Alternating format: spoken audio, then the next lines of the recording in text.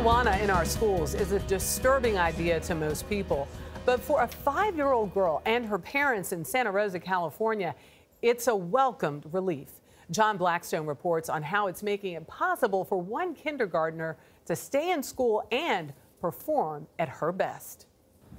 At the village school in Santa Rosa, California, 5-year-old Brooke Adams is thriving in kindergarten. That's a huge breakthrough, says her mother, Jana Adams. She's playing, she's learning, she counts to 20, she knows her colors, she knows her letters. Brooke's success comes in spite of a debilitating medical condition, Dravet syndrome, a form of epilepsy that causes violent seizures that her family once recorded on video. Her seizures would be lasting hours, and even in the hospital, trying to get them to stop was very hard. No medication worked until they tried an oil derived from marijuana. We started to explore THC, which is the psychoactive part of marijuana.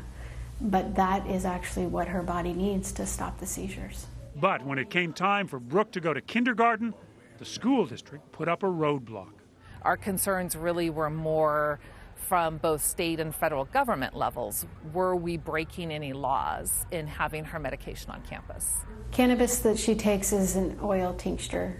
It's just a few drops that we put in her mouth and it absorbs. While California is one of 31 states that has legalized marijuana, it is not one of the 3 states to specifically allow medical use of marijuana on a school campus.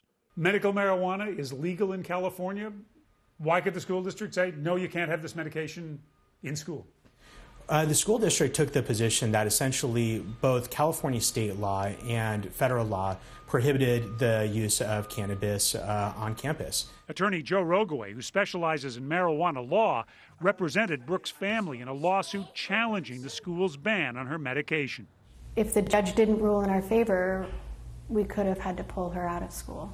The school district was caught between one federal law that says all marijuana is illegal and another federal law, the Individuals with Disabilities Education Act. And federal law prioritizes children with disabilities and ensuring that they're able to have access to education more so than other things that the district was holding on to.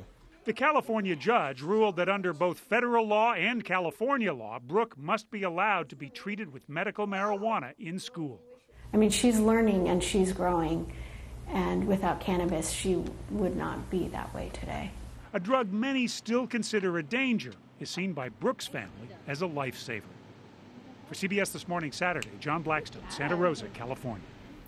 What a difficult spot for parents and for their child to be in. Yeah, I did a story with some NFL players about this idea of using CBD oil in the same way that she is using it. And one of the biggest problems is they can't research enough because of the way marijuana is scheduled as far as it being a Schedule I narcotic. And it just becomes really difficult to see the benefits you can find when you can't do the research. We saw it on that little girl's face, though. Yep. It's working. Certainly did.